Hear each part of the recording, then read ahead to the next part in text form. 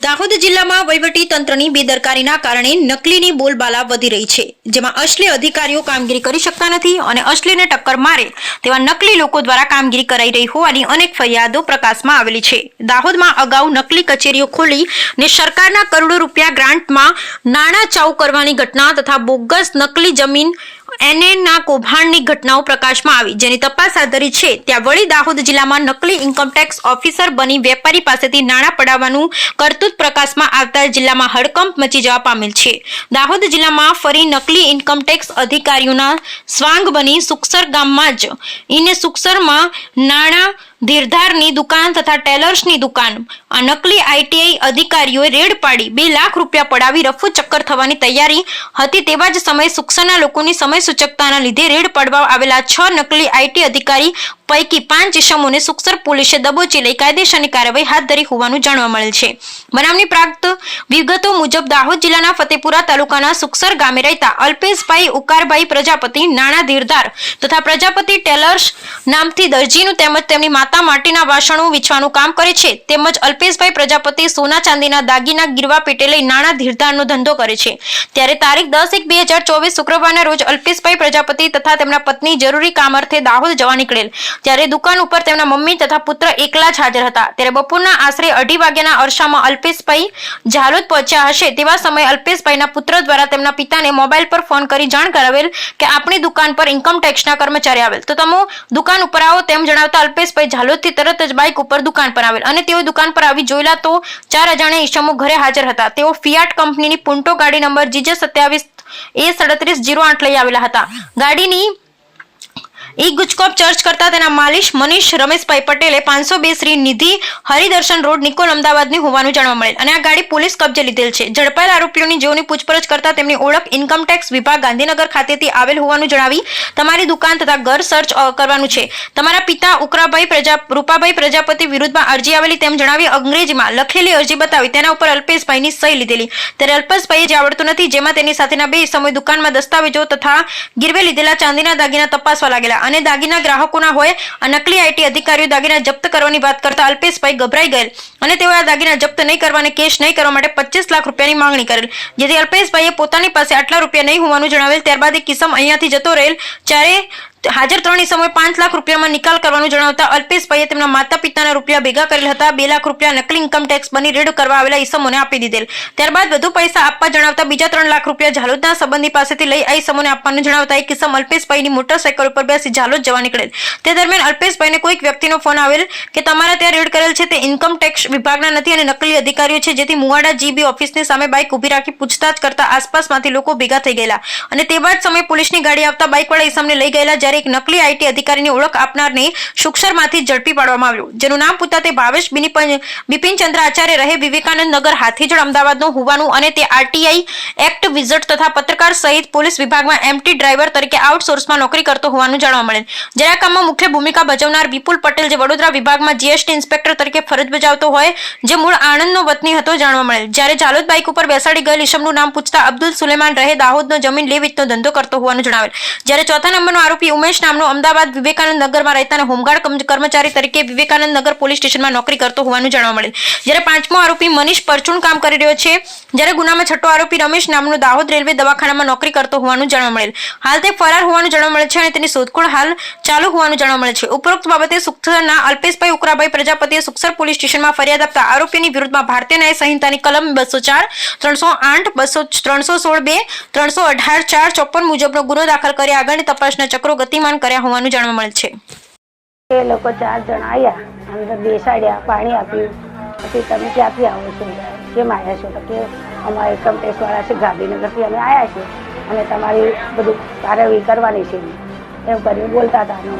અને પછી અમે 2 મારા દીકરા હતા, છોકરોનું 2 જ હતા, તો પછી એમ કીધું પાણી તો પીધું, એ લોકોએ ચાય મંગાડી પીધી, પછી 2 ચા થોડી વાર પછી બાબાને બોલાવ્યું, તો બાબા તો નથી ઝાલોદ ગયો છે, તો કે ના બોલાવો એમ કરવા લાગ્યા। તો પછી એમ કીધું બોલાવ લે સાહેબ આવ્યા છે તો વાત કરવી છે, તો બોલાવીને આવ્યા। છોરા આવતામાં એના પહેલાં એને બધું પૈસા ગાલ દીધા હતા ગલ્લામાંથી અને છોકરાના આવતામાં એને બિહાર લઈને નાખ્યા સુરજ। હા, ઘટના દરમિયાન અમે ઘરે હતા નહોતા અને અમે દાહોદ જવા નીકળ્યા હતા. ઘરે મમ્મી અને મારો છોકરો મોટો બે જ હતા અને અમે દાહોદ જાલોદ મુવાડા સુધી પહોંચી ગયા હતા અને મારા છોકરાનો ફોન આવ્યો કે ઇન્કમટેક્સ અધિકારી આવ્યા છે અને તમારી જોડે વાત કરવા કહે છે ને ઘરે આવો એમ. એટલે હું ઘરે આવ્યો અને આ લોકોએ પહેલેથી જ ગલ્લાની અંદરથી ને 3 ગલ્લાઓની અંદરથી મારા પૈસા કાઢી દીધા હતા અને કે તમારી રકમ અમારે લાઇસન્સની રકમ હતી. મારી મધરે એમને જોવાડાવીને મારા ચોપડા જોવાડ્યા લાઇસન્સના કે સાહેબ અમારી પાસે બધું કમ્પ્લીટ જ છે અને પણ તો પણ એમ કે તમારું આ બધું જપ્ત થશે એમ કે તોડ પાણી કરી લો એમ. બરાબર. તો તોડ પાણીની અંદર એ લોકો 25 લાખ રૂપિયા માંગતા હતા. અમે કહ્યું સાહેબ આ જે તમે પૈસા પકડ્યા છે એટલા જ છે ઘરમાં, તમારે સર્ચ મારું તો મારી લો એમ. તો પછી લપડ ફપડમાં પબ્લિક વધારે એ થઈ ગઈ ગામની અંદર એટલે જે હતા એ પૈસા લઈ અને એ લોકો એક હિસ્સામાં નાખી દીધા અને મને ડાયરેક્ટ એમને સીધા ચાલતા લઈ ગયા પોલીસ સ્ટેશન બાજુ અને એમની ગાડી ત્યાં 4-વ્હીલરની પડી હતી ત્યાંથી 3 જણા બેઠા અને મને બેસાડ્યા અને એ લોકો મને સંતરામપુર રોડ બાજુ લઈ ગયા અને ત્યાંથી એક ઇસમ આવ્યો બાઇક પર અને એ ઇસમ મને એની બાઇક પર બેસાડીને ઝાલોદ તરફ લઈ ગયો કે જે તે પૈસા તમારી થાય એ આપને આપી દેજો એમ કરીને અને તમારા પર અમે કેસ નહીં કરીએ એમ. તમને ખ્યાલ કઈ રીતે આવ્યો કે આ નકલી છે? હા, કોઈ જાણ કરી હતી કોઈ? હા, મને છે ને જાલોદ છે વિદ્યુત બોર્ડ ઓફિસ સામે અમે ઊભા રહ્યા હતા કે પેલા ત્યાંથી ફોન આવ્યો મારે વેપારીનો કે મારાથી પૈસા સેટિંગ નથી થતા એમ.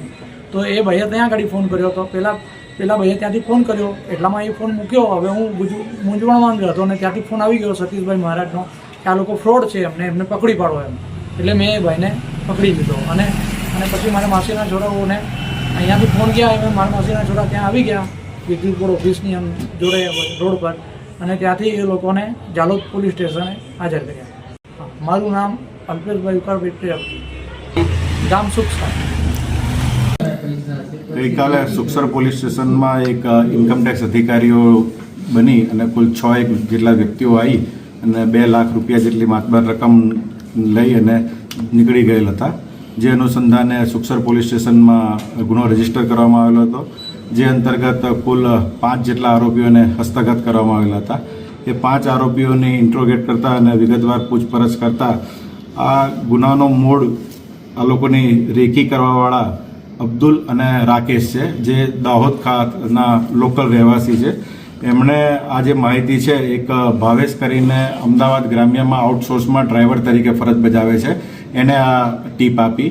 ભાવેશે એમની સોસાયટીમાં રહેતા મનીષ અને ઉમેશ કરીને છે. જે ઉમેશ છે એ વિવેકાનંદ નગર પોલીસ સ્ટેશનમાં હોમગાર્ડમાં નોકરી કરે છે અને એનો ભાઈ છે મનીષ. એમની સાથે રહી અને આ જે જગ્યાની છે 20-25 દિવસ પહેલાં આવી અને રેકી કરવામાં આવેલ હતી. અને ત્યારબાદ આ ઉમેશ અને મનીષના એક કુટુંબી છે જે જીએસટી ઇન્સ્પેક્ટર તરીકે બરોડા ગ્રામ્યમાં ફરજ બજાવે છે, વિપુલ પટેલ કરીને, વિપુલ કાછા પટેલ. એમના સંપર્કમાં રહી અને આ લોકોએ આખું કોન્સ્પિરન્સી પ્લાનિંગ નક્કી કર્યું. એમાં આ લોકોએ વારંવાર એકબીજા સાથે સંપર્કમાં રહી રેકી કરી અને જીએસટી ઇન્સ્પેક્ટર તરીકે વિપુલ કાછા પટેલ જે આણંદ ખાતે રહે છે એમને સાથે લઈ અને ફરિયાદીના ઘરે જઈ અને એમના જે રેકોર્ડ છે એ તપાસ્યા અને કીધું કે ભાઈ આ જે રેકોર્ડ છે તમારા ખોટા છે, તમારે આવવું પડશે તેમ કંઈ ગુનાહિત ધમકી આપી અને એમની પાસેથી કુલ 2 લાખ રૂપિયા જેટલાની માતબર રકમ લઈ લીધેલ હતી. તેમજ આ કામના જે જીએસટી ઇન્સ્પેક્ટર છે એમણે આ ફરિયાદીને એક નોટિસ પણ બતાવેલી હતી અને નોટિસમાં એની સહી પણ લેવામાં આવેલી હતી ફરિયાદીની. અને ફરિયાદીને એ પણ કહેવામાં આવેલું હતું કે ભાઈ તમે જો આ કામ નહીં કરો તો તમારા વિરુદ્ધ જીએસટી એક્ટ મુજબ ઓફેન્સ રજીસ્ટર કરવામાં આવશે. એમ આ ગુનામાં કુલ 6 આરોપીઓ પૈકી 5 આરોપીઓની અટક કરવામાં આવેલી છે અને હાલ તપાસ ચાલુમાં છે. સર, આ સિવાય અન્ય કોઈ જગ્યાએ લોકોએ નકલી અધિકારી બની અને રેડ કરી છે? એ બાબતે હાલ તપાસ ની કાર્યવાહી પ્રગતિમાં છે. સર, રેડ જીએસટી ની કરી કે ઇન્કમટેક્સ ની કરી? આ લોકોએ ઓળખાણ ઇન્સ્પેક્ટર તરીકે આપેલી હતી, ઇન્કમટેક્સ ઇન્સ્પેક્ટર તરીકેની ઓળખ આપી અને આ લોકો આવેલા હતા, જે 6 કર્મચારીઓ જે છે તે લોકો. સાહેબ, આમાં ટોટલ કેટલી રૂપિયાની માંગણી કરી હતી અને કેટલા રૂપિયા એમને આપ્યા અને બીજા ક્યાં આપવાના? ફરિયાદીના કયા મુજબ એ લોકો 25 લાખ રૂપિયા જેટલી એની ડિમાન્ડ કરેલી હતી અને ત્યારબાદ મામલો સેટલ કરવા માટે ફરિયાદીએ બીકના મારે કુલ 2 લાખ રૂપિયા જેટલી માતબર રકમ એમને આપેલી હતી. પણ ફરિયાદીને પછી શંકા જતા એ બાબતે એમણે પોલીસને પણ જાણ કરેલી. પોલીસ સમયસર પહોંચી છે અને 2 વ્યક્તિઓને સ્થળ પરથી હસ્તગત કરવામાં આવેલ હતી, ભાવેશ અને અબ્દુલ. ભાંડો કઈ રીતે ફૂટ્યો? ફરિયાદીને શંકા જતા એણે આરોપીઓ પાસેથી આઈડી પ્રૂફ અનેની માંગણી કરતા આ લોકોએ ગલ્લા તલ્લા કરવા માંડેલા આરોપીઓ. સાહેબ, આ લોકોની આ ગીરોમાં આટલા જ લોકો હતા કે કોઈ અન્ય કચેરી સંડોવાયેલી ખરી? ના, આ બાબતે હાલ તપાસ ચાલુ રહી છે, ઇન્વેસ્ટિગેશન પ્રોગ્રેસમાં છે એ સર, કુલ બાબતે. 7 લોકો, તો 7મો કોણ? બીજો એક નયન પટેલ કરીને છે જે હાલ આ લોકોના કન્ટિન્યુ સંપર્કમાં હોય. એ લોકોની મોબાઈલ અને સીડીઆર જોતા નયન પટેલ તમામ આરોપીઓના સંપર્કમાં હોય તેવી હકીકત જણાવી. એ ક્યાંનો છે? સુરતનો છે? એ સુરતનું એડ્રેસ છે એવું કહે છે, પણ આ લોકો કોઈ મળેલા નથી એવી હકીકત જણાવે છે. અને આમાં મૂળ ટીપ આપનાર તો અબ્દુલ અને રાકેશ જે દાહોદના લોકલ છે એમણે આ ટાર્ગેટ નક્કી કરી અને અલ્કેશ પ્રજાપતિનું ટીપ આપી અને આજથી 20-25 દિવસ પહેલા આ સુખસર ખાતે આવી અલ્કેશ પ્રજાપતિનું ઘર અને દુકાન બંનેની આરોપીઓ દ્વારા રેકી કરવામાં આવેલી હતી અને એ ટીપ એમણે અલગ અલગ ઉમેશ, મનીષ અને ભાવેશ શેર કરેલી હતી એકબીજા સાથે. અગાઉ કોઈ જગ્યાએ આવું કંઈ ફ્રોડ કર્યું છે એવું ધ્યાને? ના, એવી કોઈ હકીકત હાલમાં ધ્યાનમાં આવેલી નથી. સર, આ લોકોની મુખ્ય એમો કઈ રીતની હતી? એમાં આ લોકોએ ડુપ્લિકેટ ઇન્સ્પેક્ટર તરીકેની એમને આઈટી ઇન્સ્પેક્ટર તરીકેની ઓળખ આપી અને ફરિયાદી જે છે એમને કીધું કે ભાઈ તમારા જે સોના ચાંદીના જે દાગીના છે એમના બિલો લાવો એમ કહી અને કે તમે ભાઈ ટેક્સ પેડ અપ નથી કરેલો તેમ કહી ફરિયાદીને એ લોકોને ગભરાઈ અને કે ભાઈ તમારે આમાં ખૂબ મોટો ટેક્સ ભરવો પડશે તેમ કહી આ લોકો સાથે છેતર